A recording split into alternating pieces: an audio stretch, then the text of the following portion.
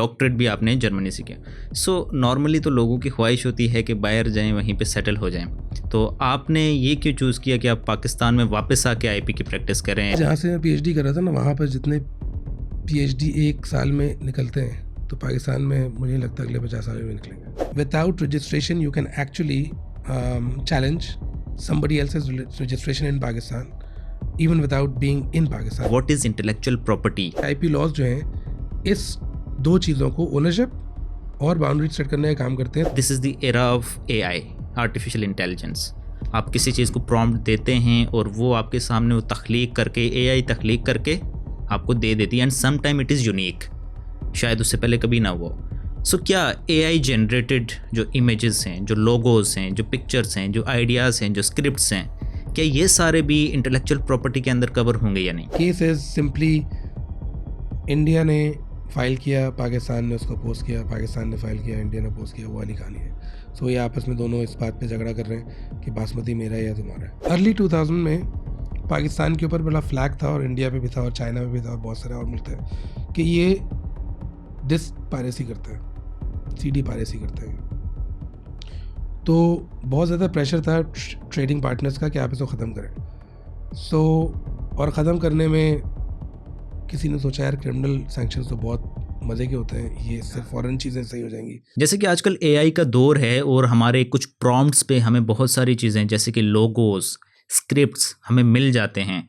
तो क्या ये हमारी क्रिएशन है, क्या ये इंसान की क्रिएशन है, या फिर ये मशीन की क्रिएशन है? और क्या ये सारी चीज़ें हमारी इंटेलेक्चुअल प्रॉपर्टीज़ कंसिडर हो सकती हैं या नहीं? आपने इंटेलेक्चुअल प्रॉपर्टी के ऑर्डिनरी कॉन्सेप्ट्स जैसे कि कॉपीराइट, ट्रेडमार्क, ये सारी चीज़ें, इन पे आपने डिस्कशन बहुत सुनी होंगी, शायद बहुत सारी पॉडकास्ट, बहुत सारी वीडियोज़ आपने देखी होंगी। लेकिन आज इस पॉडकास्ट सेशन में हम इंटेलेक्चुअल प्रॉपर्टीज़ का एक डिफरेंट एस्पेक्ट आपके सामने लेके आए हैं। और आज इसी सिलसिले में हमारे साथ जुड़े थे डॉक्टर उवैस हसन शेख, जो कि एक PhD स्कॉलर हैं, Shaheed Zulfikar Ali Bhutto university of law के head of the legal department भी रहे हैं, इंटेलेक्चुअल प्रॉपर्टी को प्रैक्टिस करते हैं and national and international exposure रखते हैं। So watch and enjoy. Sir, सबसे पहले बहुत शुक्रिया कि आपने अपना वक्त दिया। कैसे मजाज है, सबसे पहले आप ये बताएं। आप काफ़ी सारी चीज़ें कर रहे होते हैं, जैसे कि टीचिंग भी कर रहे हैं, उसके साथ आप काम भी करते हैं, प्रैक्टिस भी करते हैं IP लॉज में। सो हेक्टिक रूटीन होती है, आप कैसे अपनी रूटीन को मैनेज करते हैं सारी चीज़ को? यार पता नहीं, ये हो जाता है। I really don't know. It's important कि आप अपना कैलेंडर मैनेज करें, और मेरा कैलेंडर मैनेज होता है, तो मैं कैलेंडर के हिसाब से चलता हूँ। सो लिंक्डइन पे हमने काफ़ी सारे आपकी मैंने प्रोफाइल देखी, तो उसमें बहुत सारे एक्सपीरियंसेस थे, चाहे वो नेशनल हों, इंटरनेशनल हों। सो आप मेरे व्यूअर्स के लिए काइंडली थोड़ा सा बता दें कि आपने अपने लॉ की जर्नी कहाँ से शुरू की, क्या क्या आपके एक्सपीरियंस रहे, एंड आपने PhD भी किया हुआ है। सो क्या आपके सारे एक्सपीरियंस रहे, आप थोड़ा सा सम अप करें।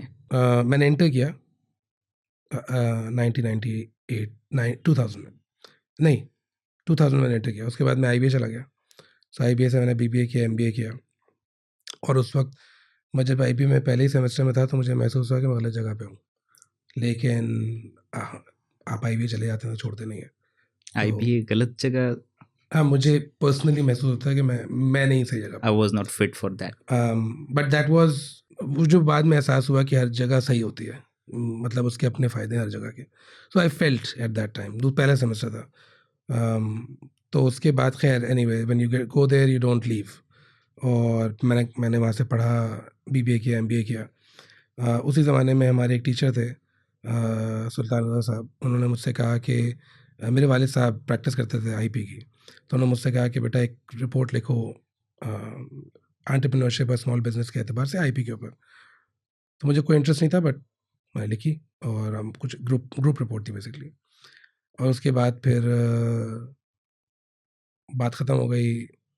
मैंने एक और जॉब करनी शुरू की 2004 में। उसी ज़माने में पाकिस्तान ने इंटेलेक्चुअल प्रॉपर्टी ऑर्गेनाइजेशन बनाई 2005 में। ऐड आया, मैंने अप्लाई किया, मेरा हो गया। So that was the start. और 2006 ऑनवर्ड मैं 2009 तक वहाँ काम किया। जब वहाँ काम करा तो मुझे एहसास हुआ कि यार IP पढ़ना ज़रूरी है अगर इसमें रहना है। और मुझे लगता था कि एक अच्छी फील्ड है, इसमें होना चाहिए। मुझे आई कुड नॉट फोरसी कि कितनी इंपॉर्टेंट फील्ड होगी एट सम पॉइंट, खासतौर पर टेक्नोलॉजिकल चेंजेस की वजह से। तो खैर मैं बाहर चला गया पढ़ने के लिए, जर्मनी, मैक्स प्लैंक। वहाँ से मैंने LLM किया, फिर मुझे PhD ऑफ़र हो गई, मैंने PhD की। उसके बाद मैंने सीमेंस में काम किया 1 साल और फिर मैं पाकिस्तान आ गया। आपकी प्रोफाइल में मैंने ये भी देखा था कि आप वाइपो वर्ल्ड इंटेलेक्चुअल प्रॉपर्टी ऑर्गेनाइजेशन का भी पार्ट रहे हैं, वहाँ पे भी आपने ट्रेनिंग्स दी हैं। सो वो क्या था, वहाँ आप कैसे गए? सो हुआ ये कि जब मैं पाकिस्तान वापस आया तो एक नई यूनिवर्सिटी बन रही थी, Shaheed Zulfikar Ali Bhutto university of Law. तो मेरे एक IBA के टीचर थे, उन्होंने मुझे रेफ़र किया यहाँ पे और मैं यहाँ आ गया। और 2000 आई थिंक 16 के एंड में और 17 में मैंने वहाँ पढ़ाना शुरू किया। और वाइपो से मैं वैसे ही कनेक्टेड रहा हूँ। ख़ासतौर पे जब मैं म्यूनिख में था तो मैं जिनीवा अक्सर आता जाता था और वहाँ पे मेरी कॉन्फ्रेंसेस में या कोई स्पीकिंग एंगेजमेंट भी होती थी। 2020 में वाले साहब का इंतकाल हुआ तो फिर मैंने कहा कि चलें जी, लॉ फर्म है, उसको भी देखना चाहिए, ज़रूरी है। और मैं एक टीचर्स कोलोकियम करता है वाइपो हर साल, वो पूरी दुनिया से टीचर्स को बुलाता है। तो मैं वहाँ गया तो by that time they were seeking me for a consultant position at वाइपो फॉर पाकिस्तान। एक उनको इंटेलेक्चुअल प्रॉपर्टी इंस्टीट्यूशन बनाना था। बाय द वे 2015 से मैं ट्यूटर हूँ वाइपो अकेडमी में, मुख्तलिफ कोर्सेज में, मेनली IP मैनेजमेंट का कोर्स है। तो ऑलमोस्ट अब तो खैर वो इतना नहीं करते ट्यूटर्ड कोर्सेज, लेकिन कोई 8 साल मैंने वो किया है ऑनलाइन उनकी अकेडमी में।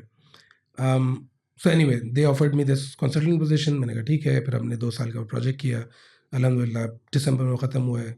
और दिसंबर में actually intellectual property training institution बना है पाकिस्तान में। It's still in the phase of physically being created, but in spirit वो है। तो आप भी और हमने इसमें ट्रेनिंग की उसमें। पार्ट हैं आप उसके, जो पाकिस्तान का इंस्टीट्यूट बना है? नहीं, so I was the consultant from वाइपो। फ्रॉम वाइपो। अच्छा, ये वाइपो एज ऑर्गेनाइजेशन एक चीज़ क्या है? व्हाट इज़ वाइपो? आप इसको किस तरह से डिफाइन करते हैं? इसकी अथॉरिटीज़ क्या हैं और इसका एम क्या है बेसिकली? सो यूजली जिनीवा में तो जितने भी लोग वर्ल्ड इंटेलेक्चुअल प्रॉपर्टी ऑर्गेनाइजेशन में काम करते हैं वो उसको WIPO कहते हैं, somehow वो कहते हैं वाइपो। It doesn't sound too good. WIPO। हाँ, तो एक्चुअली वो WIPO कहते हैं, वो कहते दे डिस्करेज वाइपो, बट मुंह पे ऐसा चढ़ा हुआ है कि अब वही चलता है। सो WIPO बेसिकली UN की एक ऑर्गेनाइजेशन है, जैसे बाकी हैं UNCTAD, UNDP and all those जो ऑर्गेनाइजेशन उसकी है, वैसे ही एक ऑर्गेनाइजेशन है। WIPO बेसिकली IP को regulate is not the most appropriate word. IP से रिलेटेड एक UN की ऑर्गेनाइजेशन है। और इसका वजूद हुआ 1967 में। उससे पहले एक और ऑर्गेनाइजेशन थी, फ्रेंच, उसका एब्रीविएशन मुझे याद नहीं है, लेकिन बिरपी कहलाती थी। सो कुछ इसके फंक्शंस हैं। Mainly it's kind of a secretariat for some international treaties, जिसमें ट्रिप्स शामिल नहीं है। ट्रिप्स बहुत इंपॉर्टेंट ट्रीटी है, वो WTO का हिस्सा है। इनकी अलग ट्रीटीज़ हैं, कोई आई थिंक 17-18 ट्रीटीज़ हैं, वो एग्जैक्टली याद नहीं है। लेकिन 2 इंपॉर्टेंट ट्रीटीज़ इनमें से है पेटेंट कोऑपरेशन ट्रीटी, जिसकी बेसिस पे आप पेटेंट फाइल कर सकते हैं दुनिया के मुख्तलिफ मुल्कों में इन वन गो। और मेडिएट प्रोटोकॉल है, जिसका पाकिस्तान मेंबर बन गया है कुछ अर्से पहले। सो ये 2 मेन ट्रीटीज़, और भी बहुत सारी ट्रीटीज़ हैं, वाइपो इंटरनेट ट्रीटीज़ भी हैं।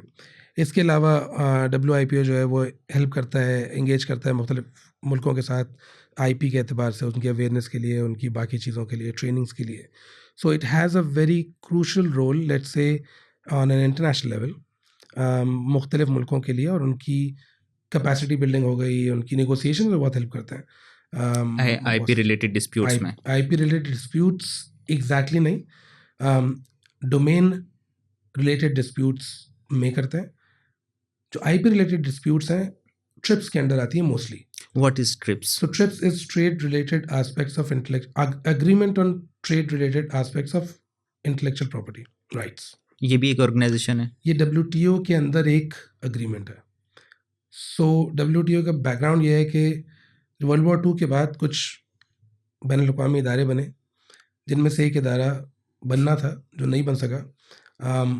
और वो बना नहीं, लेकिन उसका एक अग्रीमेंट चलता रहा जिसको हम GATT कहते हैं, general agreement on tariffs and trade, और ट्रेड एंड टैरिफ हमेशा मैं उसमें गड़बड़ करता हूँ।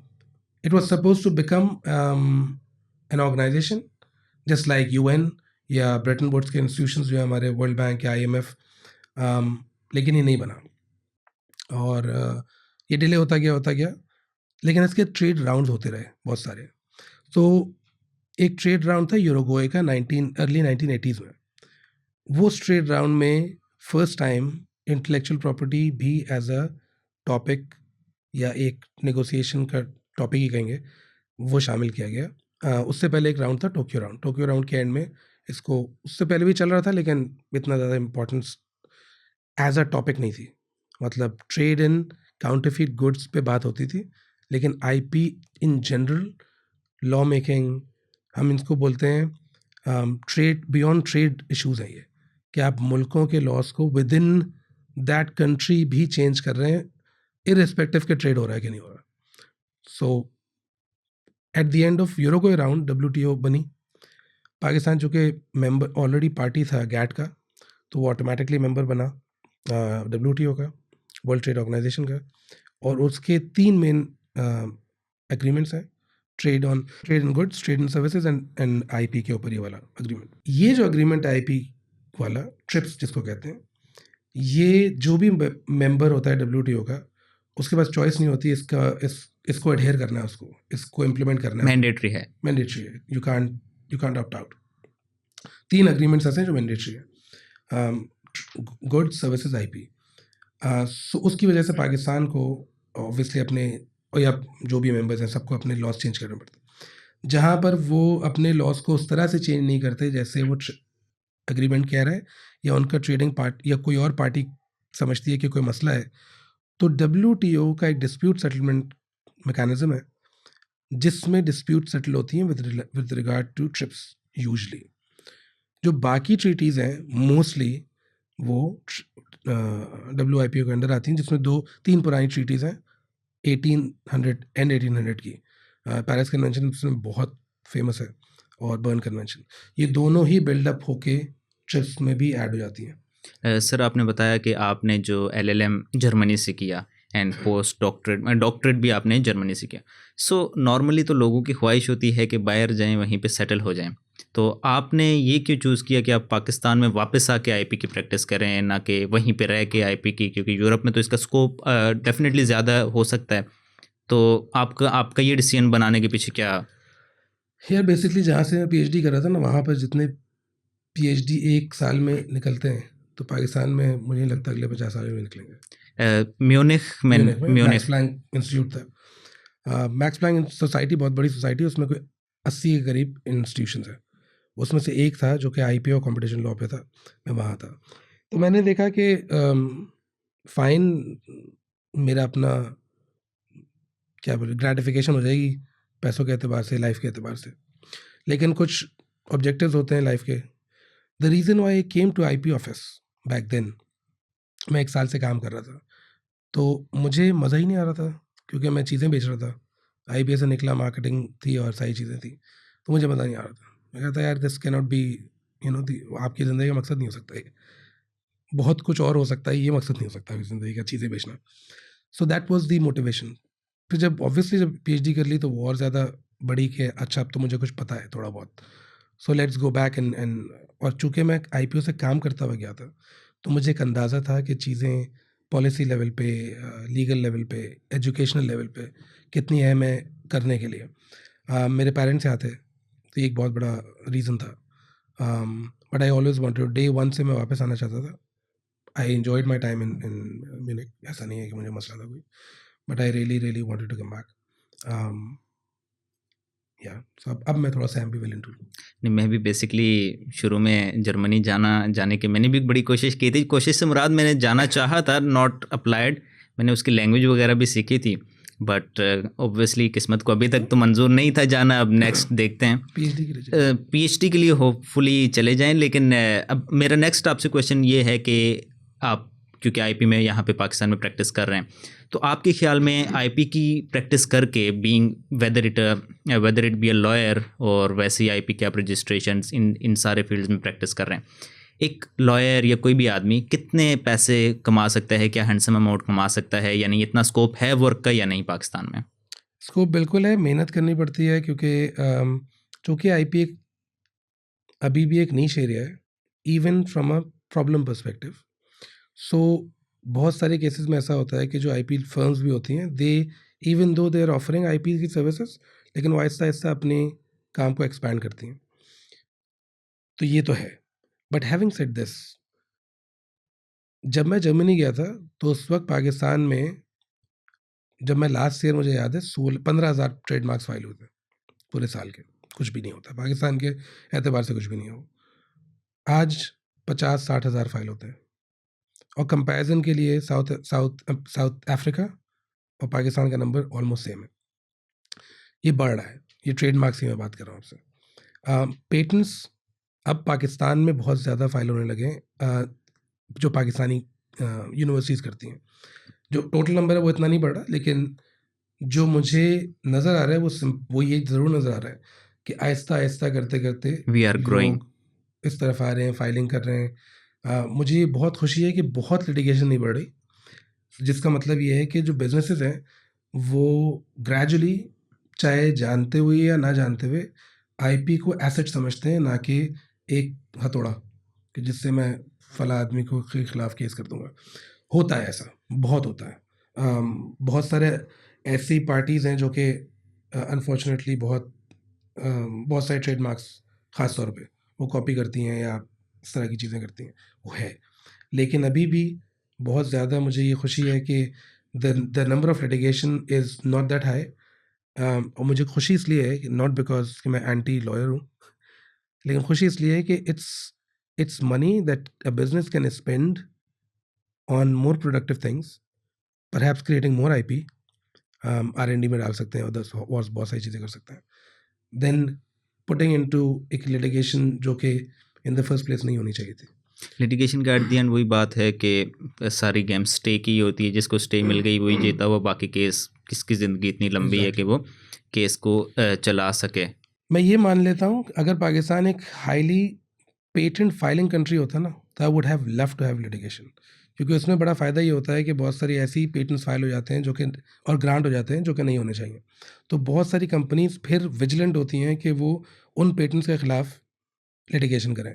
So that's a good thing for the society. Sir एक और चीज़ इंटरनेशनली हमें सुनने को मिलती है कि जो भी मशहूर ब्रांड्स होते हैं, फॉर एग्जांपल अगर मेरा कोई ब्रांड, कोई चैन, फूड चैन पाकिस्तान में मशहूर हो रहा है, यूके में या दुबई में या किसी दूसरे मुल्क में, कोई देखेगा कि ये ब्रांड पोटेंशियली यहाँ पे भी शायद रजिस्टर हो, वो पहले से ही उसके डोमेन नेम्स एंड उसकी जो इंटेलेक्चुअल प्रॉपर्टीज़ है वो वहाँ पे जाके रजिस्टर कर लेते हैं। सो ये किस हद तक यहाँ पे पाकिस्तान में करते हैं, नहीं करते हैं? वॉइस वर्सा दोनों तरफ होते हैं। मतलब अगर पाकिस्तान में कोई बाहर का ब्रांड है तो वो वो यहाँ पाकिस्तान में कर लेंगे, या पाकिस्तान में अगर कोई ब्रांड ग्रो कर रहा है तो कोई बाहर मुल्कों में उसको कर लेगा। सो पाकिस्तान में ये किस हद तक किया जाता है, कितना फ्रीक्वेंट है, और क्या ये कानूनी है या गैर कानूनी है? मुझे फ्रीक्वेंसी का मैं कुछ नहीं कह सकता, होता होगा डेफिनेटली, और ये बाहर भी अनकॉमन नहीं है। मैं ये नहीं कहता कि अनकॉमन है। मतलब जब आई थिंक डोमेन नेम्स शुरू हुए थे तो हमने टर्म सुनी एक साइबर स्क्वाटिंग, ठीक है, या डोमेन नेम स्क्वाटिंग। एक्चुअली वो क्या है, वो पाकिस्तानियों ने नहीं की थी, वो उन्होंने की थी जहाँ से ये टेक्नोलॉजी शुरू हुई या जहाँ ये बहुत मशहूर थी। पेप्सी की, इसका उसका, तो .com ये वो फला लेके लोग बैठ गए, उसके बाद उन्होंने पैसे से लोग ज़्यादा मुंह मांगे पैसे लिए। सो ये जो मसला है, ये कौमी मसला नहीं है, ये बैन अवी मसला है। As long as strictly law की आप बात करें तो चूँकि आईपी टेरिटोरियल होती है, तो अनलेस आप आईपी को उस मुल्क में जहाँ पर आप काम करना चाहते हैं रजिस्टर नहीं कराएंगे, उस वक्त तक आप उसको एज सच प्रोटेक्ट नहीं कर सकते। सही है, एक्सेप्शंस हैं, खासतौर पे कॉपीराइट में, ट्रेडमार्क में भी एक्सेप्शन है। हैविंग सेड दिस, ट्रेडमार्क के यूँ समझ लीजिए कि दो मेन लेवल्स हैं। पाकिस्तानी ट्रेडमार्क अगर बहुत मशहूर हो जाए और पाकिस्तान में ही वो रजिस्टर्ड नहीं है, तो उसका एक प्रोविज़न है जिस पे हम रेपुटेशन पे बात करते हैं। हम कहते हैं इसकी रेपुटेशन है, irrespective whether it's, I think it's registered unregistered, मुझे लॉ देखना पड़ेगा। और एक और प्रोविज़न है सेक्शन 86 वो पाकिस्तानी ट्रेडमार्क्स के लिए नहीं है। सो एनी ब्रांड दुनिया में मशहूर हो, पाकिस्तान में नहीं है वो, लेकिन मशहूर है, लोग जानते हैं उसको। ख़ासतौर पे वो लोग जो कि परहैप्स उसके टारगेट मार्केट है, वो उसको जानते हैं। तो वो जो प्रोविज़न है वो वेल नोन मार्क्स का है।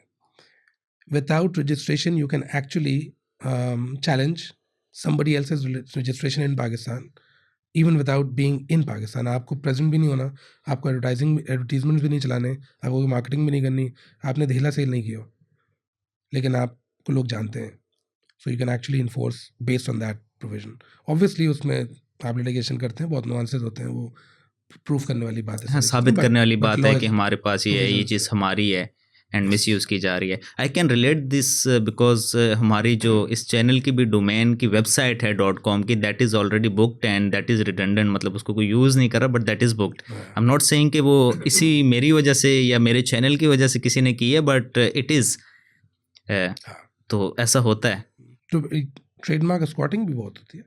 मुझे अच्छी तरह याद है जब मैं आईपी ऑफिस में था, तो उसमें एक लड़का आता था, और वो लॉयर नहीं था, वो ट्रेडमार्क अटॉर्नी भी नहीं था, लेकिन वो क्या करता था, आगे हर दूसरे तीसरे दिन वो ऑफिस में होता था और फाइलिंग कर रहा होता था और लोगों से आके दोस्तियाँ कर रहा होता था, मतलब अपनी। सो एक दफ़ा मैंने पूछा किसी से, भाई ये कौन है, तो पता चला कि ये इसका काम यही है, इसको ये पता चलता है कि फला माल आ रहा है पाकिस्तान में, तो वो फाइल कर लो। बट एट सम पॉइंट पता चला बहुत वो उसको हटा दिया गया, सो उसके बाद उसकी एंट्री बैन थी। सो नेक्स्ट क्वेश्चन मेरा आपसे ये, being a doctorate scholar, PhD scholar, आप मुझे ये चीज़ शायद बेहतर बता सकते हैं कि what is intellectual property, basic है क्या ये? सो दो जवाब हैं। एक जवाब जो अमूमी तौर पे यहाँ पे चलता है, जो दिया जाता है, सही जवाब है, उसमें कोई बुराई नहीं है। ज़हनी तख्लीक, intellectual creation, you take a table and you think of something, they're two different things, but both can be transacted. आप खरीद बेच सकते हैं, मैं इनको दे सकता हूँ टेबल भी, और मैं अपना आइडिया भी, दोनों चीज़ें दे सकता हूँ। टेबल और आइडिया में फ़र्क ये है कि टेबल की फिजिकल फॉर्म मौजूद है, आप उसको देख सकते हैं, आप उसको छू सकते हैं। आइडिया की जो एक्सप्रेशन होगा, आप उसको कन्वर्ट, आइडिया का जो एक्सप्रेशन है वही मैं इनको दे सकता हूँ या आपको दे सकता हूँ। So that expression basically is something that is transactable, that has a value. उस वैल्यू को इंटरनलाइज करने का मतलब ये है कि कंपनी या बंदा जिसका वो आइडिया है, सॉन्ग है, मूवी है, किताब है, ट्रेडमार्क है, जब वो उसको इंटरनलाइज करना चाहता है दो तरह, तो उसको दो चीज़ें करनी पड़ती हैं। उसको अपनी ओनरशिप इस्टेब्लिश करनी पड़ती है और उसको उस इंटेंजिबल आइडिया की बाउंड्री सेट करनी पड़ती है, ठीक है। और ये दो चीज़ें या तो मैं आपको बता दूं और आप और मैं डिस्प्यूट में चले जाएं कि नहीं ये तुम्हारा नहीं है और इसकी बाउंड्री भी ये नहीं है। तो होता ये है कि आईपी लॉज जो हैं इस दो चीज़ों को, ओनरशिप और बाउंड्री सेट करने का काम करते हैं थ्रू रजिस्ट्रेशन। यानी आपके पास एक इंटेंजिबल आइडिया है या इंटेंजिबल आपके पास कुछ anything cheese, intangible, anything intangible, and आप उसकी बाउंड्रीज ड्रॉ करें कि इसकी क्या हुदूद हैं, एंड दैट इज़ योर, जो आपने पहले कर लिया तो आपकी है। अब दोबारा अगर कोई करेगा तो वो कॉपीराइट, मतलब ये जो भी आपकी जो आईपी के डिस्प्यूट में So we आ can सकते हैं। take the example of a table, right? जब आप एक टेबल को देखते हैं तो आपके सामने एक फॉर्म है और एक डिज़ाइन है। अब मैं अगर आपसे पूछूं कि ऐसी ही टेबल एक और बनानी है तो आप क्या करोगे? दैट डिज़ाइन में बना उस सकते डिज़ाइन हैं को ना, कॉपी करूँगा। बना सकते हैं ना। Yes. So you have the form, you without destroying the existing table you can create a same table. जिन सोफों पे हम बैठे हैं वो आइडेंटिकल है, तो इसका जो डिज़ाइन है वो इसके साथ रह नहीं गया, वो है intangible. And when you are talking about protecting or transacting that design, not the sofa कोई भी ले जा सकता है, डिज़ाइन उसका नहीं हुआ सोफ़ा लेने की वजह से। ऐसा नहीं है कि डिज़ाइन भी मैंने सोफ़े के साथ बेच दिया।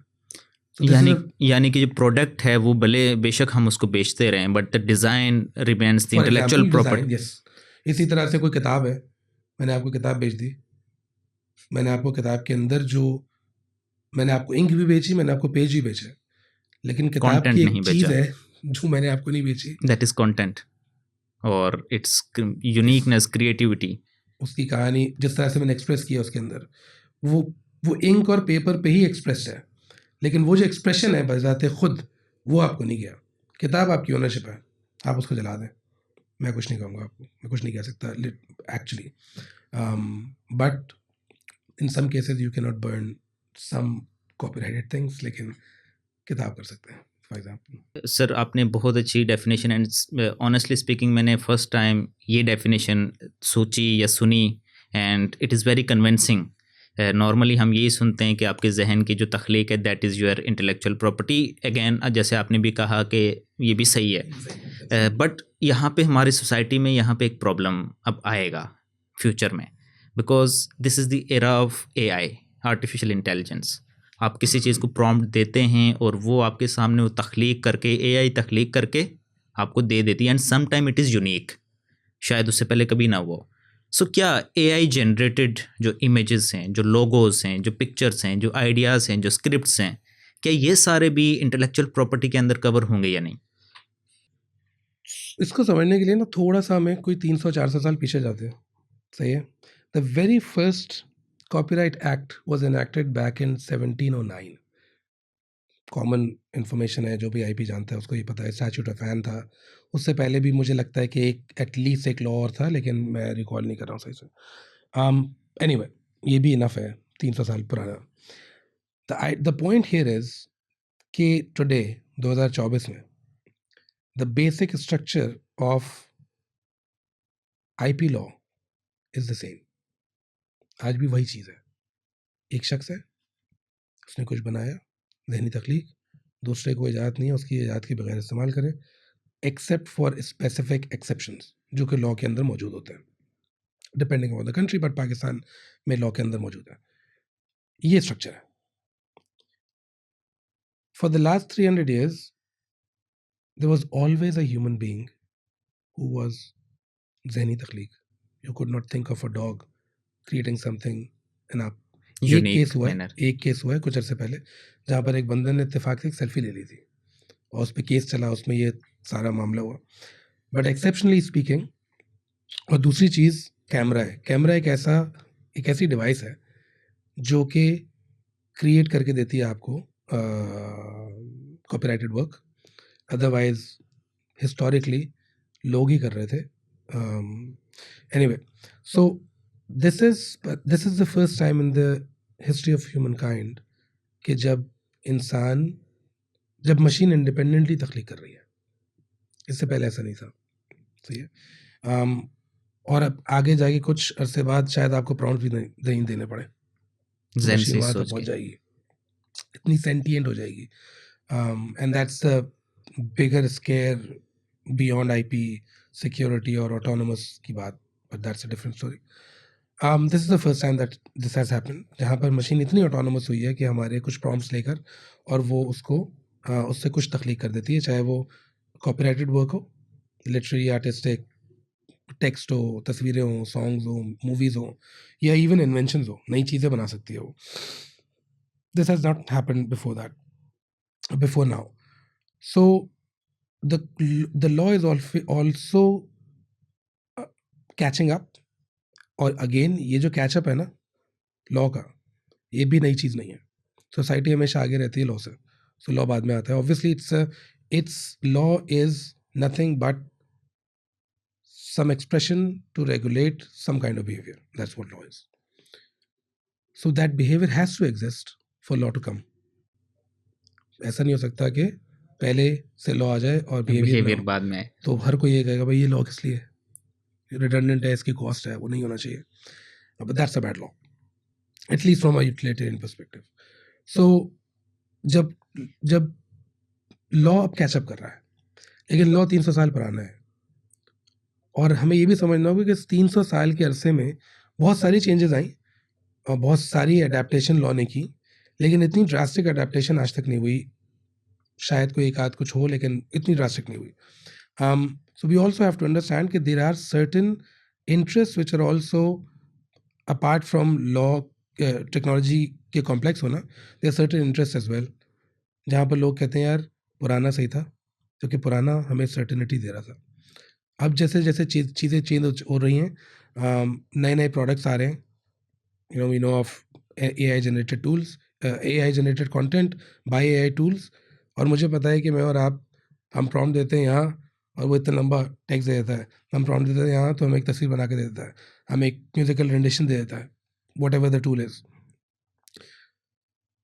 सो बहुत सारे लोगों के लिए बहुत आसानी है इवन बिजनेसेस के लिए आसानी है इन टर्म्स ऑफ आउटपुट। लेकिन एट द सेम टाइम जो कोर इशू है ख़ास तौर पे कॉपीराइट में, वो ये है कि बहुत सारी कंपनीज के जो मॉडल्स ट्रेन होते हैं LLM के, वो बहुत सारे कॉपीराइटेड डेटा पे ट्रेन होते हैं।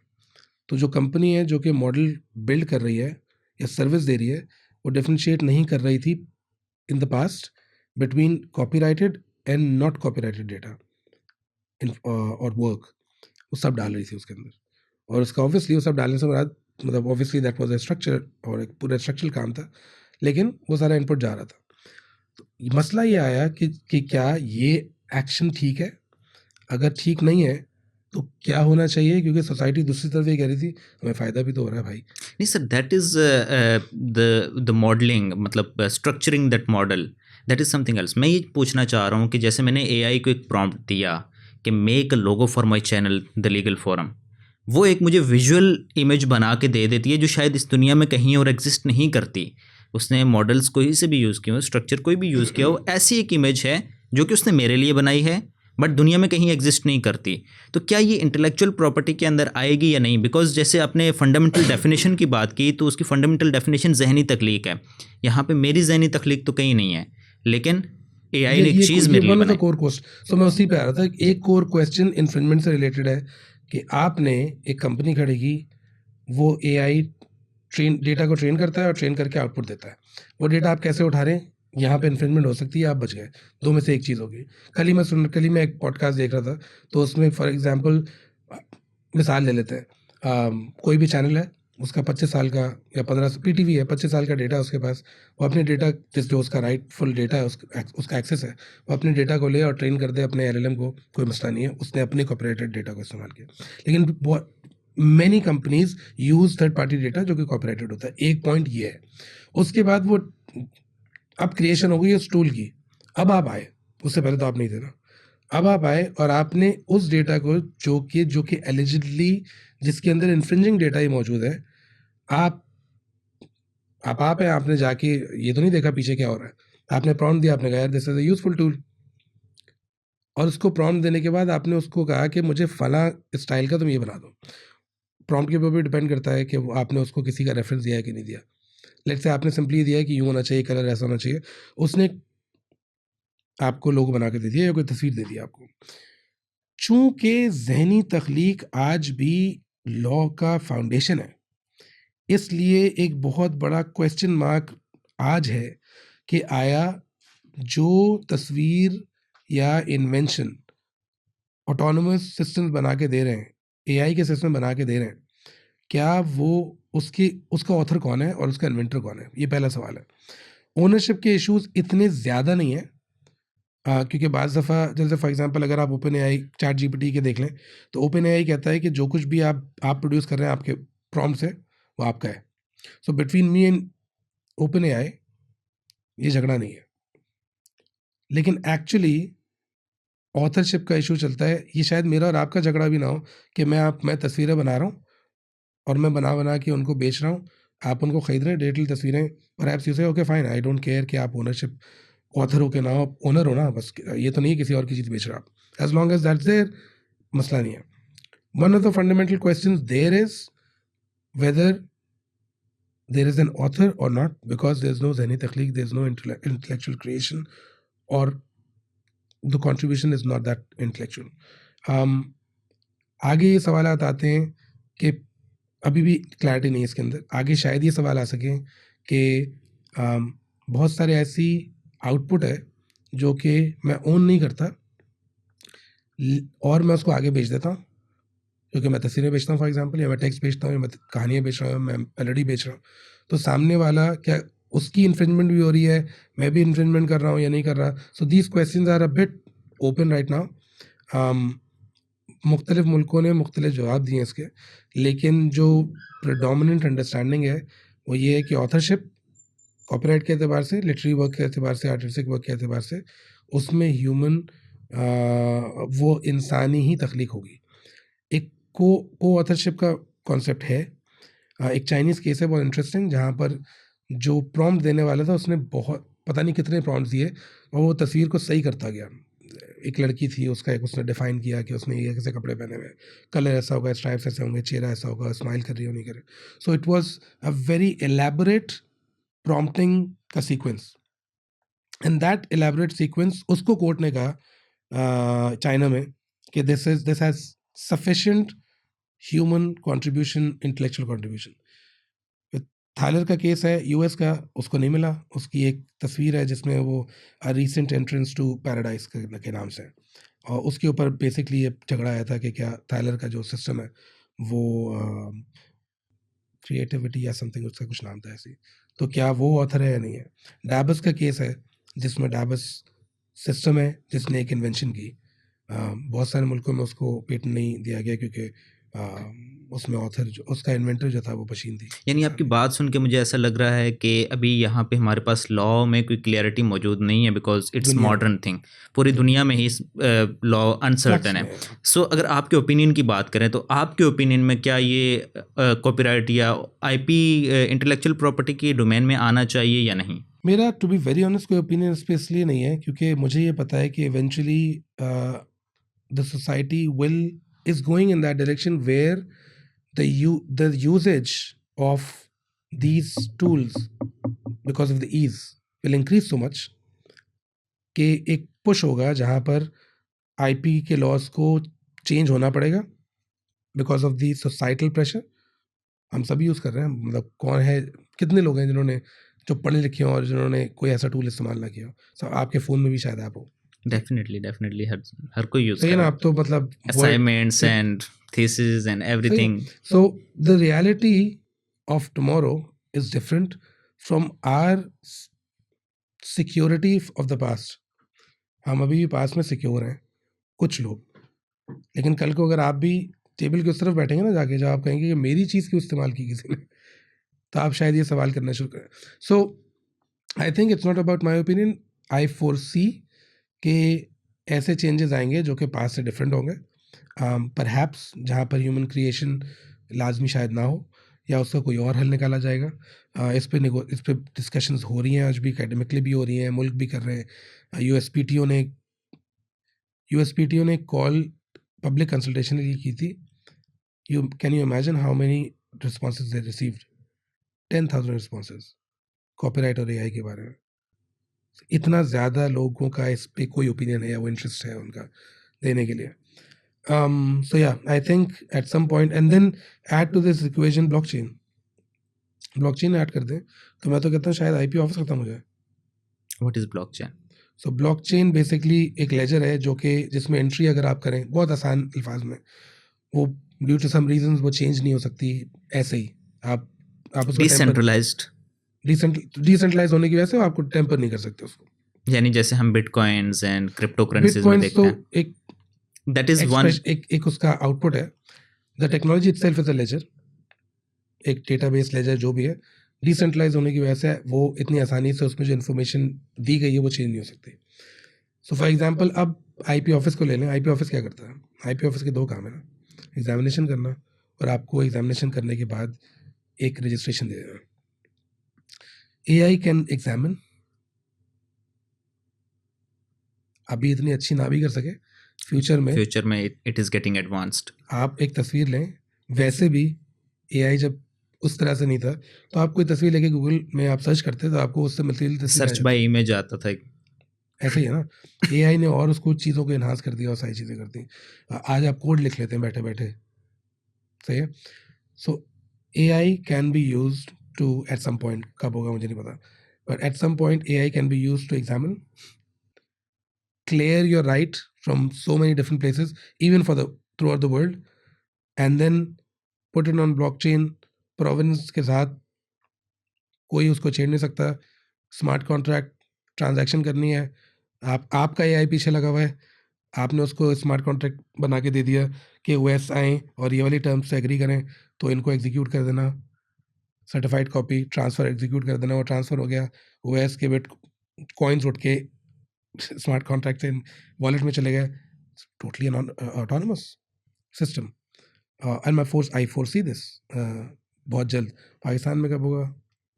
अभी 200-300 साल हम उसके बाद ही एक्सपेक्ट कर सकते हैं। अच्छा सर, आपने Jaipur Shaheed Zulfikar Ali Bhutto university of law के आप head of the department, head of the law department भी रहे हैं। सो पाकिस्तान में ऐसे कौन कौन से इंस्टीट्यूशंस हैं जहाँ पे आप आईपी में स्पेशलाइजेशंस कर सकते हैं, या वो आईपी के इस तरह के अच्छे कोर्सेज उनके पास अवेलेबल हैं या ट्रेनिंग्स कंडक्ट करवाते हैं? तो आईपी सब पढ़ाते हैं, जितने भी लोकल प्रोग्राम्स हैं उनमें एज एन इलेक्टिव सब पढ़ाते हैं। पूरे पाकिस्तान में ऑलमोस्ट कहीं भी आप चले जाएं, शायद कुछ ऐसे चंद यूनिवर्सिटीज़ हों, कॉलेजेस हों जहाँ पर नहीं हो रही हो, लेकिन आईपी यूजली सब पढ़ाते हैं। कराची में सब पढ़ाते हैं, पंजाब में सब हैं, केपी में बहुत होता है। यूनिवर्सिटी ऑफ लर्निंग के प्रोग्राम्स में भी एज एन इलेक्टिव मौजूद है, तो आप वो भी ले सकते हैं, इवन रिसर्च वर्क के लिए ले सकते हैं। सो जनरली स्पीकिंग हर जगह हो रहा है। ऑनेस्टली मुझे नहीं पता कि क्वालिटी अच्छी बुरी कहाँ है, मैं ये कुछ नहीं कह सकता। लेकिन obviously when you start thinking about somebody who is actually studied IP masters के लेवल तक, एटलीस्ट बहुत सारे पीएचडीज नहीं है पाकिस्तान में, लेकिन मास्टर्स के लेवल के लोग अगर हों और उन्होंने अगर प्रैक्टिस भी की हो तो बहुत अच्छा है, वो हेल्पफुल होता है बहुत ज़्यादा। Generally speaking I am not too happy with the ban on या पुश जो लॉ स्कूल्स के ऊपर लगा है कि वो प्रैक्टिस करने वाले लॉयर्स को नहीं, वो परमानेंट फैकल्टी ज़्यादा रखेंगे। बहुत मुश्किलात हुई हैं, ये मैं प्रैक्टिकली आपको बता रहा हूँ, बहुत मुश्किल हुआ है। You have been the head of the department, I can so tell you you can. I can tell you बहुत मुश्किल हुआ है। और आपको अच्छे टीचर्स नहीं मिलते हैं जो फुल टाइम फैकल्टी में आए। So not I am not saying कि जो आ रहे हैं वो बुरे हैं, लेकिन But that quality भाई sometimes एज ए स्टूडेंट आप चाहते हो ना कि मुझे प्रैक्टिकल अंडरस्टैंडिंग भी तो हो, और the मुझे person पता है who कि has experience जो वो चीज़ प्रैक्टिकली कर करता रहा रहा है वो ज़्यादा अच्छे से समझा सकता है। और पाकिस्तान का और बाकी मुल्कों का भी बहुत सारे मुल्कों का ये मसला है कि उनकी उनकी थियोरी लीगल लॉ की उनकी प्रैक्टिस से मुख्तलिफ है, बहुत मुख्तलिफ हो या कम मुख्तलिफ हो, मुख्तलिफ है। um, मैं ये नहीं कह रहा कि वो फोर कॉर्नर्स ऑफ लॉ से बाहर चले जाते हैं, बट नुआंसेस हैं जो कि मौजूद होते हैं, और एक प्रैक्टिशनर ही आपको अच्छी तरह से बता सकता है कि ये क्या नुआंसेस हैं। एक यंग लॉयर को जो पढ़ रहा है या ग्रेजुएट कर रहा है उसको क्या बियॉन्ड बुक्स क्या सोचना चाहिए। बट एनीवे दैट्स वो एक हम टैंजेंट पे चले गए। सो पाकिस्तान में मुझे ये पता है कि आईपी पढ़ाई जा रही है। To be very honest, IP बहुत सारे केसेस में, और जिस तरह से बाकी लॉज हैं, आप करके बहुत अच्छा खासा सीखते हैं। अच्छा टीचर आपको मिल जाए तो अच्छी बात है, लेकिन ये Mainly practice based. हाँ, मतलब कह सकते हैं कि ख़ास तौर पे जो प्रैक्टिस ऑफिसेज में होती है वो। तो मैं बहुत अर्ज करता हूँ कि इंटर्नशिप के दौरान ये को बढ़ा देना चाहिए, और बहुत स्पेसिफिक जिनको जो चीज़ में इंटरेस्ट है ना उसमें उनको पुश करना चाहिए फॉर इंटर्नशिप। तो यूनिवर्सिटीज़ को खुद आगे जाना चाहिए, लॉ फर्म से बात करनी चाहिए, और फिर अपने बच्चों को गेज करना चाहिए वो कहाँ जाना चाहते हैं, किस एरिया में जाना चाहते हैं, एंड देन सेंड देम, और उनको पे भी होना चाहिए। मतलब Definitely. This is very important. Sir मैंने जो फ्रीलांसिंग वेबसाइट्स हैं जैसे कि फाइवर, अपवर्क, यहाँ पे मैंने देखा है लोग ऑफ़र करते हैं IP related service all around the world. तो क्या पूरी दुनिया में आईपी रिलेटेड सर्विसेज का मैकेनिज़्म प्रोसीजर सिमिलर हैं या पूरी दुनिया में डिफरेंट हैं, जो कि लोग ऑब्वियसली अगर कर पा रहे हैं, एक बंदा पाकिस्तान में बैठ के यूएस के लिए कॉपीराइट ट्रेडमार्क फाइलिंग कर रहा है, रजिस्ट्रेशन कर रहा है, तो क्या प्रोसेसेस सेम इंटरनेशनली या डिफरेंट है? आप क्योंकि जर्मनी में भी रहे हैं, पाकिस्तान में भी रहे हैं, एंड इंटरनेशनली डेफिनेटली आपके क्लाइंट्स वगैरह होंगे। सो क्या प्रोसेस में क्या डिफरेंस है, क्या सेम है, सिमिलरिटीज सो हैं? जो इंटरनेशनल ट्रीटीज़ है ना उनका काम ही हार्मोनाइजेशन है, तो उन्होंने हार्मोनाइज किया है लीगल स्टैंडर्ड्स को भी, प्रोसीजर्स को नहीं, लीगल स्टैंडर्ड्स को। तो प्रोसीजर ऑलमोस्ट सीधा सीधा ही होता है, filing, examination, publication, grant, renewal, may be challenge उसके बाद। सो ये एक जनरल प्रोसीजर है जो कि पूरी दुनिया में ऑलमोस्ट ऐसे ही चलता है। जो नुआंसेस हैं वो प्रोसीजरल स्पेसिफिसिटीज़ के होंगे, मुख्तलिफ मुल्कों के होंगे। ये बहुत इंपॉर्टेंट, मैंने फाइवर वगैरह नहीं देखा, मुझे पता है कि ऐसा होता है। जो वहाँ पर अपनी सर्विसेज ऑफर कर रहे हैं, वो कितने ऑथराइज हैं उस जुरिडिक्शन में प्रैक्टिस करने के, ये उन्हीं को पता होगा, मैं नहीं जानता। लेकिन अगर आप ऑथराइज नहीं है किसी जुरिडिक्शन में प्रैक्टिस करने के, so to be very honest it's very difficult to offer your service. जो ले रहा है वो भी बेवकूफ़ है। सो मैंने बहुत केसेस में ये देखा है कि जब हम यूएसपीटीओ का डेटाबेस देखते हैं तो बहुत सारे ऐसे केसेस हैं जहाँ पे पाकिस्तान से फाइलिंग हुई है, या तो किसी लॉयर ने कर दी, उसका नाम नहीं होता, लेकिन या तो डायरेक्टली एप्लीकेंट ने कर दी। तो जो जो बहुत सारे ऑब्जेक्शंस आते हैं उसमें एक बहुत इंपॉर्टेंट ऑब्जेक्शन ये आता है कि आपके पास लोकल एड्रेस नहीं है वहाँ का, और बहुत सारे लॉज में ये रिक्वायरमेंट है आईपी के, पाकिस्तान में भी है। एड्रेस बाहर जो है, जो पाकिस्तान से बाहर है, उसका एड्रेस ऑफ सर्विस होना चाहिए पाकिस्तान का। तो दैट्स इंपॉर्टेंट। चूंकि पाकिस्तानियों को वहाँ नहीं होता, या बाहर वालों को अगर यहाँ नहीं होगा, तो ऑब्वियसली ऑब्जेक्शन लग जाएगा, और ऑब्जेक्शन लग के वो रुक जाएगा। बट क्लाइंट्स तो वहीं के होते हैं सम टाइम मेनली, यानी अगर क्लाइंट्स वहाँ के हैं, तो फिर ये पॉसिबल है कि आप उनको एक सर्विस दे दें, लेकिन again this should not be encouraged, because कोई इंश्योरेंस नहीं होती, आपको नहीं पता कि वो लॉयर कैसा है, वो कर सकता है कि नहीं कर सकता। So it's a very risky game. अगर वहाँ का क्लाइंट है तो शायद वो पैसे बचा रहा है, कि वो सोच रहा है पाकिस्तान में कम पैसे में हो जाएगा, डेफिनेटली तो पाकिस्तानी वो कम उसकी पैसों एक में कर लेते हैं। तो वो उसकी एक अनफॉर्चुनेट बेवकूफ़ी है कि वो इस तरह से करे, और कल को अगर कोई प्रॉब्लम आता है, तो that client would have to face the music. वो आई तो हैव पकड़ भी सीन नहीं पाएगा। कि जो यूएस की जो ट्रेडमार्क ऑफिस की वेबसाइट है, एंड इवन पाकिस्तान के भी जो ट्रेडमार्क की जो ऑर्गेनाइजेशन है उसकी वेबसाइट है, तो वहाँ पे कैटेगरी मेंशन्ड है वेदर आप खुद कर रहे हैं उस प्रोसेस को। Process is very simple, but आप खुद कर रहे हैं या थ्रू अटर्नी, एंड अटर्नी के लिए उन्होंने स्पेसिफिकेशंस दी हुई हैं कि वो वहाँ का लाइसेंस्ड अटर्नी होना चाहिए। ऐसे तो क्या पाकिस्तान में भी लाइसेंसिंग होती है आईपी प्रोफेशनल्स के लिए? सो दो रूट हैं प्रैक्टिस के। एक तो लॉयर होता है, आप कर सकते हैं, आपको कोई लाइसेंस नहीं चाहिए सच, आपको अपना लाइसेंस बाहर का काफ़ी है। और दूसरा होता है कि अगर आप लॉयर नहीं है तो आप अटॉर्नी बन जाए, चाहे ट्रेडमार्क हो, पेटेंट्स हो, तो आप as an attorney you can practise. So specifically वही प्रैक्टिस होगी जो डिफाइंड है। मेनली पाकिस्तान में हमारे पास कौन से लॉज हैं जो आईपी को डील करते हैं? कौन से ऐसे स्टैट्यूट्स हैं, एक्ट्स हैं? Trademarks, patents, so trademark ordinance, patent ordinance, copyright ordinance, design ordinance, geographical indication law, plant breeders rights का लॉ, एक बहुत पुराना लॉ है इंटीग्रेटेड सर्किट्स का, जो एक्चुअली इतना यूज़ नहीं होता। These are the ones that I recall. फिर बहुत सारे प्रोविजंस दूसरे लॉज में मौजूद हैं। सो कंपटीशन एक्ट में सेक्शन 10(2)(d है, वो स्पेसिफिकली ट्रेडमार्क्स, फ्रॉडुलेंट ट्रेडमार्क्स के बारे में है। पीका के अंदर कुछ चीज़ें हैं, आपके पीपीसी में है 478 से आगे। ये अपना जितना भी कस्टम्स का सारा वो है उसमें है। एसआरओज है कस्टम्स के, बहुत इंपॉर्टेंट बॉर्डर रिलेटेड इश्यूज से। आई थिंक और भी पीटीए की भी कुछ प्रोविजंस हैं उसके अंदर है। सो काफ़ी सारे लॉज में कॉम्प्लेक्स फ्रेमवर्क ऑफ लॉ है। आई वुडंट से कॉम्प्लेक्स, क्योंकि अभी भी इतनी नॉलेज नहीं है, तो कॉम्प्लेक्सिटी का मसला ही नहीं है, क्योंकि नॉलेज ही नहीं है, तो बहुत सारे लोग बहुत सारे और लॉज को इस्तेमाल नहीं करते। तो comparatively it's a simpler system, जहाँ पर आपको डिफाइंड लॉज हैं। हाँ, अगर आप अच्छे लॉयर हैं और आपकी अच्छी एक नज़र है, आप सोच सकते हैं कि यार हाँ, मेरा कैनवस बड़ा है इन स्पेसिफिक, तो हम इनको कहते हैं सुई जनरस लॉज। सुई generous law is a law on a specific subject. Sir, आपने अभी ज्योग्राफिकल इंडिकेशन की बात की, तो यहाँ पे मुझे एक बड़ा पाकिस्तान इंडिया का डिस्प्यूट है बासमती राइस को लेके। बासमती राइस को लेके ये डिस्प्यूट क्या है, और वाकई में बासमती राइस हैं किसके, इंडिया के या फिर पाकिस्तान के? सो जिस तरह से हवा का बॉर्डर नहीं होता ना, वैसे ज़मीन की बहुत सारी चीज़ें ऐसी होती हैं, ज़मीन से निकलने वाली चीज़ या उससे रिलेटेड चीज़ों का बॉर्डर नहीं है। फिर बॉर्डर हमारे मैप के ऊपर है, या ज़मीन मुल्कों ने बना दिए, बट नेचर ने नहीं बनाए, मुल्कों ने बना यूँ दिए। कह लें, मतलब I am not against borders, सही है, I am against what happens on those borders, I am against that. Anyway, so basmati हो गया या पश्मीना हो गया या और दूसरी चीज़ें हो गई, ये चीज़ें क्रॉस बॉर्डर हम, और ये एक्चुअली जियोग्राफिक इंडिकेशन का सिस्टम एक्नॉलेज करता है। This is not the most unique dispute between two countries with regard to IP. Europe भरा पड़ा हुआ है, दो मुल्क हैं, बीच में लाइन है, इधर भी उग रहा है, इधर भी उग रहा है, दोनों ने मिलके उसकी एक वो रखी है। मैं कोई वैलिड जजमेंट नहीं दूंगा, बहुत सारे लोग नाराज़ हो जाते हैं, मैं नहीं बोल रहा कुछ कि दोनों का है या नहीं है, अभी डिस्प्यूट चल रही है।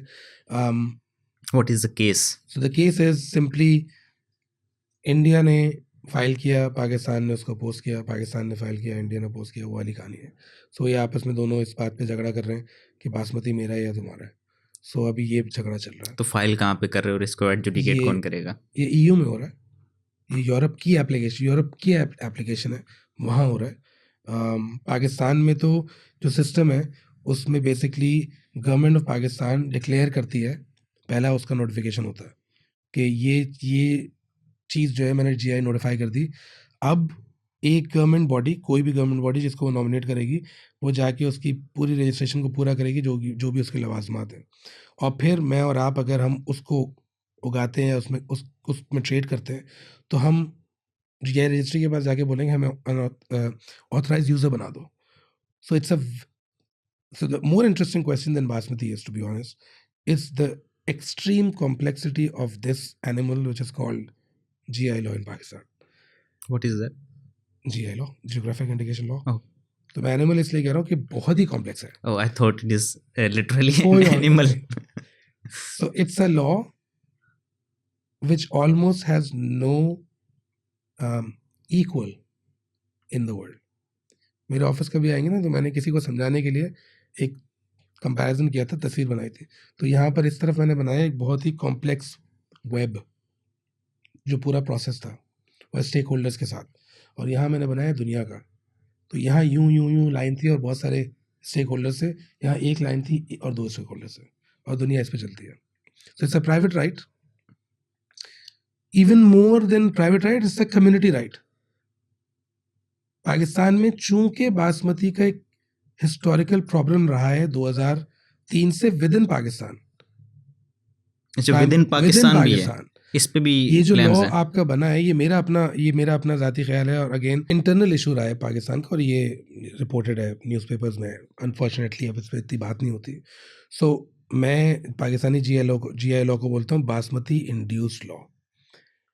और हमेशा याद रखिए, अल्लाह ताला आपको आगे जाके लॉ मेकर बनाए, या एटलीस्ट पॉलिसी मेकर बनाए, या पॉलिसी इनपुट देने वाला बनाए. You do not create a law keeping in mind one stake और few stakes. A law is for the society. जितने स्टेक होल्डर्स हैं उन सबको केटर करना है उसको. जब किसी भी लॉ, आईपी नहीं, किसी भी लॉ को आप एक सर्टन स्टेक को सामने रखते बनाएंगे, तो वो प्रॉब्लम क्रिएट करेगा. आज नहीं करेगा, कल करेगा, परसों करेगा, तरसों करेगा. जैसे ही उस स्टेक वाले का इंटरेस्ट खत्म होगा ना, वो क्योस क्रिएट कर देगा लॉ. बट एनीवे, सो एक झगड़ा चलता रहा बहुत अरसे तक, और मैं for the to be fair with people at that time जो उसको देख रहे थे, उनकी नॉलेज बहुत ज़्यादा नहीं थी. देखिए, you have to understand, IP as a concept is a foreign concept to developing countries. It's not a homegrown concept as such. Creativity homegrown चीज़ है. हमारी लोकल, हमारे कल्चर्स में, हमारी सोसाइटीज़ में, हमारी कम्युनिटी की बहुत क्रिएटिविटी रही है. पाकिस्तान में क्या डिस्प्यूट है, मैं उसको जानना बासमती का डिस्प्यूट क्या था? हाँ, क्या था? अब नहीं है. तो डिस्प्यूट ये था कि एक थे ग्रोअर्स की एसोसिएशन और एक थी ट्रेडर्स की एसोसिएशन, जो एक्सपोर्ट भी करती थी. तो प्राइमरीली इन दोनों के बीच में झगड़ा था कि ओन कौन करता है बासमती को. तो ये डिस्प्यूट बहुत चलता रहा. फिर और भी इसमें लोग आ गए, बीच में कूद पड़े, बहुत इंटरेस्ट आ गए, इसमें बढ़ गए. सो वो एक बहुत ज़्यादा मसला चलता रहा बहुत अरसे तक. फिर इसके ऊपर एक डिसीजन आया, आई थिंक 2013 में. लेकिन वो मसला फिर कोर्ट में चला गया, और आपको पता है कोर्ट में चलता रहा. सो एक पॉइंट पे जब पाकिस्तान ने एक्शन किया कि यार अब हमें जो है ना वो अपना भी लॉ बना देना चाहिए. उस वक्त तक लॉ नहीं था पाकिस्तान में. सो हमें अपना लॉ भी बना देना चाहिए.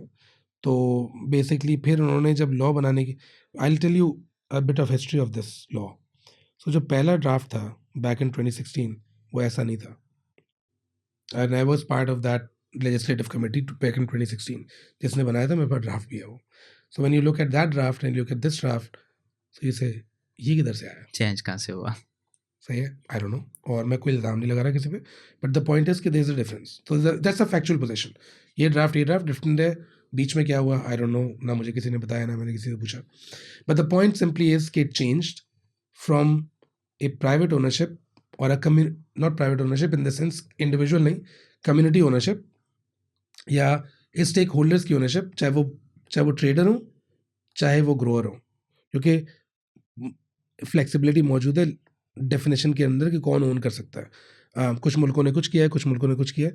सो यहाँ पर मामला बिल्कुल डिफरेंट हो गया कि government of Pakistan is the owner of Section 11, I think, is the owner of all IP or GI in Pakistan, which has अलग constitutional issues भी, क्योंकि एग्रीकल्चर का अगर टॉपिक प्रोविंशियल है तो फिर आप एग्रीकल्चर रिलेटेड GI से क्या करोगे?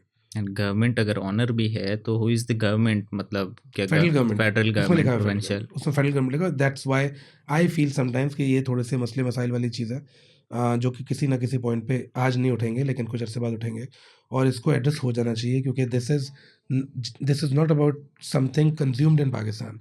सो GIs become very important when you are exporting them, और अगर आप एक वॉइस में बात नहीं कर रहे, that's an issue.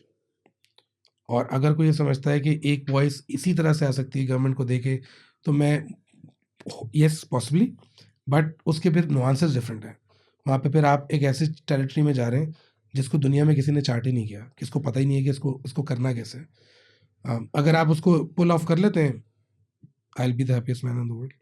Sir IP की मेन जो फील्ड्स हैं विद इन इंटेलेक्चुअल प्रॉपर्टी, वो कौन कौन सी मेन एरियाज कौन से हैं, क्या क्या चीज़ें, किस किस तरह की आईपीज हमारे पास होती हैं? टाइप्स ऑफ IP, सो चार यूजुअल या कन्वेंशनल टाइप्स हैं: ट्रेडमार्क, कॉपीराइट, पेटेंट्स, डिज़ाइंस।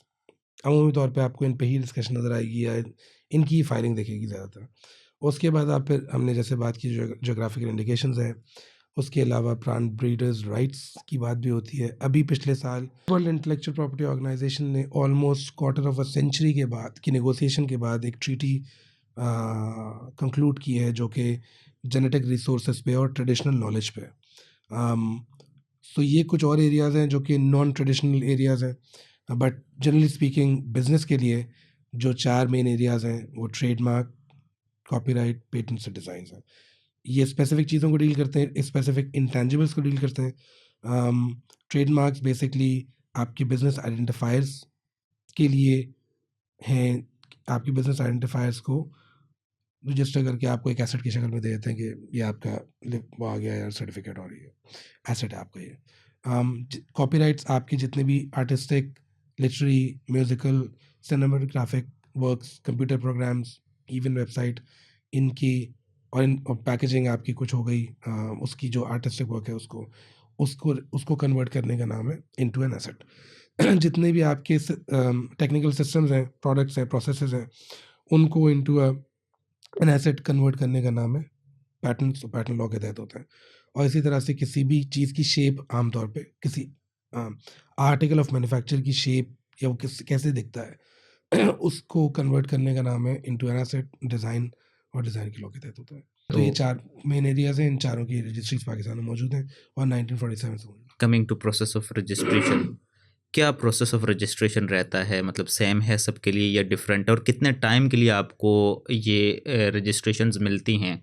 आप कितने टाइम के लिए मिलती कितने टाइम के लिए आपको मिलती हैं, कितना टाइम आप ओनरशिप रख सकते हैं, फॉर एवर होते हैं या इसका कोई लिमिटेड टाइम है? Okay, so generally speaking the processes are similar. आप सर्च करते हैं फाइलिंग से पहले, आप देखना चाहते हैं कि मिलती जुलती कोई चीज़ तो नहीं है, चाहे वो ट्रेडमार्क हो, जो पेटेंट्स। कॉपीराइट में इतनी ज़रूरत नहीं होती, डिज़ाइन में भी होता है। फिर आपने फाइलिंग कर दी, उस हिसाब से जैसे आपको सर्च हुई थी, आपने उस you got informed by that search, you filed. उसके बाद एग्जामिनेशन का प्रोसेस होता है, जिसके बाद आपको एक ऑब्जेक्शन आ जाएगा या एक्सेप्टेंस आ जाती है। उसके बाद एक पब्लिकेशन का टाइम पीरियड होता है, जो कूलिंग ऑफ पीरियड होता है। उसमें कोई भी थर्ड पार्टी आपके अगेंस्ट कोई आपको रोकना चाहे तो वो आपको रोक सकती है। तो पहला part examination inside by the registry, second part opening that application to public, कि अगर उनको कोई एतराज़ है तो वो बता दें, नहीं तो हम रजिस्टर कर देंगे इसको। अगर उनको एतराज़ होता है, अपोजिशन फाइल करते हैं, फिर अपोजिशन चलती है। ऑलमोस्ट लिटिजियस प्रोसेस, थोड़ा सा सिंप्लीफाइड होता है लेकिन इतना सिंप्लीफाइड नहीं है, चलता भी अच्छा खासा लंबा है। बट एनीवे, अगर कोई अपोजिशन नहीं आई या अपोजिशन आप जीत गए, अगर आई तो ओपोनेंट हार गया, सो आप रजिस्ट्रेशन में चले जाते हैं। ट्रेडमार्क की डेथ नहीं है कोई एज सच। हर 10 साल के बाद वो परपेचुअली रिन्यू हो सकता है, क्योंकि वो आपकी मार्केट गुडविल है। आप जब तक मार्केट में मौजूद हैं, आपकी गुडविल भी मौजूद है, आप काम कर रहे हैं, आप क्यों चाहेंगे उसको कि वो ख़त्म हो, और लॉ भी नहीं चाहेगा कि आपका ट्रेडमार्क ख़त्म हो। पेटेंट्स की एक हार्ड डेडलाइन है। Okay, duration start from the date of filing, not the date of grant. Patents की एक हार्ड डेडलाइन है from the date of filing. जब आप फाइल करते हैं, भले वो किसी वक्त भी आपको ग्रांट हो, वो 20 साल के बाद एक्सपायर हो जाएगा, ख़त्म हो जाएगा, कोई भी उस पेटेंट को प्रैक्टिस कर सकता है, चाहे वो 19वें साल में ग्रांट हुए हो, 19वें साल के आखिरी दिन में ग्रांट हुआ हो, है वो 20 साल 20 साल का ही, 20 साल 20 मार्क साल से पूरा आगे हुआ नहीं तो जा फिर वो सकते, पब्लिक डोमेन में आ जाएगा। पब्लिक डोमेन में आ जाएगा, तो that's the right word, public domain में आ जाएगा। डिज़ाइन का है 10 साल पहला, फिर आप रिन्यू करा सकते हैं फॉर ट्वाइस, सो 10 साल प्लस 10 साल, 10 साल 30 साल के लिए। कॉपीराइट्स थोड़ा सा वेरी करता है, लेकिन generally speaking literary artistic works हैं, ये जो होते हैं वो लाइफ ऑफ द ऑथर, जिसने लिखा है उसकी पूरी लाइफ प्लस 50 ईयर्स, तो उसके इंतकाल के 50 साल 50 बाद भी साल के वो बाद। उसकी फैमिली या जो भी इनहेरिट कर रहा है उसको, वो उसके पास रहता है। सो या दिस इज बेसिकली। यानी गालिब के दीवान तो अब पब्लिक डोमेन में आ चुके होंगे, इकबाल की भी आ चुका है। सबके पब्लिक डोमेन में, यानी कोई भी उनको प्रिंट करके छाप के बेच सकता है। यस, एंड सर एक चीज़ हम देखते हैं अक्सर, लेकिन कोई ये नहीं कह सकता कि मेरा है, एट्रीब्यूशन नहीं है सकती। है इकबाल का ही। कॉपीराइट में एक राइट होता है, मोरल राइट, मोरल राइट का एक पार्ट है एट्रीब्यूशन, मैं ये एट्रीब्यूट नहीं कर सकता अपने नाम से। तो सर नेक्स्ट चीज़ हमारे पास आती है क्रिमिनल रेमेडीज़ के बारे में। जैसे आपने दीवान छापने की हम बात हो रही है, तो अक्सर लोग किताबें पायरेटेड छाप देते हैं, या कोई भी आर्टिस्टिक वर्क है उसको पायरेट कर देते हैं, क्रिमिनल पेनल्टीज़ आती हैं। तो वो क्या होती हैं, कौन से सेक्शंस के तहत क्रिमिनल पेनल्टीज़ आ सकती हैं, सैंक्शंस हो सकती हैं, और वो क्या है? So normally speaking in practice Pakistan में क्रिमिनल रेमेडीज यूज़ की जाती हैं कॉपीराइट के एरिया में, हैं वैसे, चूँकि हम पीपीसी की बात कर चुके हैं, पीपीसी में मौजूद हैं वो शिकें, मेरे ख्याल से 10 शिकें 478 शुरू होती हैं और आगे जाती हैं। कुछ चीज़ें ट्रेडमार्क लॉ में भी मौजूद हैं, पेटेंट लॉ में भी मौजूद है, लेकिन वो बहुत ही छोटी हैं, वो इतनी मीनिंगफुल नहीं है, उसको बहुत कम यूज़ किया गया है, अगर कभी यूज़ भी किया गया है। सो इट्स, तो क्रिमिनल साइड का जो एरिया है इसके अंदर वो कॉपीराइट का ही है, और ट्रिप्स में भी ये मौजूद है क्रिमिनल सैंक्शंस के बारे में। हिस्टोरिकली कॉपीराइट का एरिया भी इतना एक्टिव नहीं था क्रिमिनल साइड पे लेकिन इसका एक हिस्टोरिकल पर्सपेक्टिव है। अर्ली 2000 में पाकिस्तान के ऊपर बड़ा फ्लैग था, और इंडिया पे भी था, और चाइना में भी था, और बहुत सारे और मिलते हैं, कि ये डिस्क पायरेसी करते हैं, सीडी पायरेसी करते हैं। तो बहुत ज़्यादा प्रेशर था ट्रेडिंग पार्टनर्स का कि आप इसको ख़त्म करें। सो और ख़त्म करने में किसी ने सोचा यार क्रिमिनल सैंक्शंस तो बहुत मज़े के होते हैं, ये इससे डाल देते फॉरेन हैं चीज़ें सेक्शंस। सही हो जाएंगी, तो उन्होंने लॉ, कॉपीराइट का लॉ चेंज नहीं किया। कॉपीराइट का लॉ जहाँ तक मैं रिकॉल कर रहा हूँ 91 में आई थिंक आखिरी अमेंडमेंट हुई थी, या उसके बाद अभी रिसेंटली, अगर शायद कुछ हुआ है तो मुझे याद नहीं है, अभी भी कुछ नहीं हुआ। तो कोई बहुत ही अच्छा लॉयर था, उसने मशवरा दिया कि भाई इस पूरे प्रोसेस में जाने के बजाय हम ये करते हैं कि एफआईए का जो एक्ट है उसका एक सेक्शन 6 है। सेक्शन 6 के ये कहता है कि हमने एक शेड्यूल दिया हुआ है इसके आखिर में, लॉ के आखिर में, तो एग्जेक्टिव जो है वो इसको चेंज कर सकता है। तो एग्जेक्टिव ने क्या किया, जब वो ओरिजिनली एफआईए का एक्ट आई थिंक 74 में प्रोमलगेट हुआ था, तो उस शेड्यूल में चंद ही लॉ के नाम थे, आज एक लंबी लिस्ट है, तो करते करते जो चीज़ उसमें उनको डाल दी समझ आई गई, वो उसमें उसमें डाल दी गई। सो आई थिंक कॉपीराइट में पहले से भी कुछ पुलिस के एतबार से मामला थे, मैं भी रिकॉल नहीं कर रहा हूँ ठीक, लेकिन फिर एफआईए आ गया बाद में। To be very honest 2000 I think 6 में ये हुआ है, तो शुरू के जो 4-5 साल है ना, वो उसमें बहुत एक्टिव एफआईए के एटलीस्ट पर्सपेक्टिव से बहुत एक्टिव काम नहीं मतलब इतनी कंप्लेंट्स नहीं थी, फिर ग्रेजुअली आना शुरू हुई, और आज जो है वो भरमार पड़ी है। और इसकी मिसाल आप ऐसे ले लें कि जो कॉपीराइट जनरल है ना, उसको लाजमी किया आज इस वक्त जो कॉपीराइट के रजिस्ट्रार हैं, कोर्ट ने भी कहा और फिर उन्होंने भी किया कि जितनी भी फाइलिंग हो रही है कॉपीराइट के अंदर, interestingly Pakistan is one of those countries, ऐसे बहुत सारे दूसरे कंट्रीज भी हैं जहाँ पर बहुत सारा ट्रेडमार्क कॉपीराइट में फाइल होता है। ठीक है, इसकी क्या रीज़न? इसकी रीज़न पाकिस्तान में स्पेसिफिकली है कि पाकिस्तान में एफआईए की जुरिसडिक्शन ट्रेडमार्क में नहीं बनती। तो अगर आपको क्रिमिनल बीच में डालना है तो कॉपीराइट रजिस्ट्रेशन आसान होती है once you have the registration. अब ट्रेडमार्क कॉपीराइट रजिस्ट्री ने ये कर दिया है कि पहले तुम ट्रेडमार्क की रजिस्ट्रेशन लेकर आओगे तुम खुद, तो मैं तुम्हें कॉपीराइट की रजिस्ट्रेशन दूंगा, and it's a good thing, it's not a bad thing. हो पहले ये रहा था कि ट्रेडमार्क आपका है, कॉपीराइट मैं करा रहा हूँ, और मैं फिर आप अपनी ट्रेडमार्क रजिस्ट्रेशन आप लेके पे बैठे FIR। हुए हैं, लेकिन मैं क्रिमिनल प्रोसीडिंग शुरू कर देता हूँ आपके साथ। तो आप कहते हैं यार मतलब मैंने जो सही लॉ है वो तो ट्रेडमार्क का है, ये कौन आ गया कॉपीराइट का? सो जो अमूमी तौर पे आज से कुछ 5, 6, 8 साल पहले जो लोगों को लफ्ज़ भी पता था ना, स्पेसिफिकली वो कॉपीराइट ही पता था, वो दोनों हर चीज़ को कॉपीराइट ही बोलते थे। आईपी में हर चीज़ कॉपीराइट ही थी, unfortunately. This has changed and IPO has played a good role in that. I am not saying IPO has done everything good, but ये बिल्कुल मैं कहूँगा कि आईपीओ ने पिछले 10 सालों में इसमें बहुत काम किया है। एचईसी ने बहुत काम किया है टू टू अंडरस्टैंड आईपी।